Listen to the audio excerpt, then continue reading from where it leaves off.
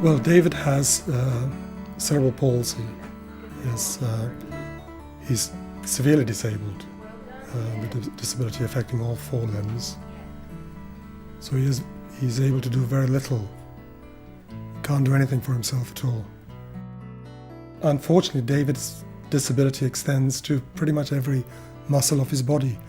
So even things like eating is a major problem for him, and we have to be very careful when we feed him. David can't see. He has to go purely by what he can hear. What he can do is demonstrate that he knows what's going on in the world, and he does show that to us, and we're very pleased to see that other professionals involved with David feel very much the same way, that he is very aware of what's going on around him. Cognitively, he's quite an able child, so he's certainly got his own thoughts and opinions and ideas. And I think his eyes tell you that he's very aware of what's going on. And he tries to communicate as best he can, but he does say some words like hello very enthusiastically to people he meets. Hello, that's excellent. Right, here, I've got some matches. Can you hear them? Can you hear them? Okay, now matches can be dangerous because they can start a fire.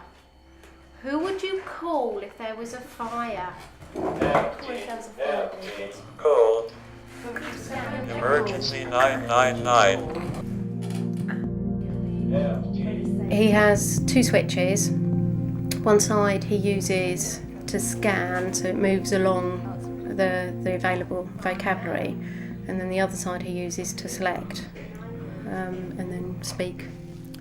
No, he actually took to it pretty well. I think the greater difficulty is actually presenting him with the right choices. Well, I should say for most people it would be very difficult to remember a multi-layered structure, and he has to effectively remember all the various choices that the machine offers him. And I think that's far more challenging, in a way, than actually hitting the switches. Would it be an idea to balance the switching and the communication with a low-tech book, so he doesn't have to do all the switching, but he's in control still? So maybe maths or some specific curriculum thing could be in the low-tech, and then you would just do the scanning for him. Would it be useful to show? Yeah. And this is the one that was designed when we first saw David. Right, and then you've got to select the sentence first. Like this side, scan him. Good boy. Select that then. And you've got to find. Next one then. Yeah, he lives in Scotland, doesn't he? Right, I'm going to make Grandpa Lester likes to eat fish and chips. He has a voice.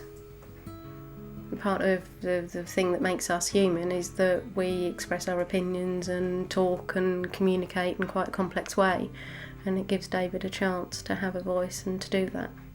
One very recent example being where I wanted him to learn something on the dynamite because he needed to be aware of some changes I made to it, and he decided that's not what he wanted to do. So it's made a big difference to him. Having a joke and a laugh. Going to McDonald's. Going on holiday. Great. Absolutely. Fantastic. Why have you chosen me to be in your film?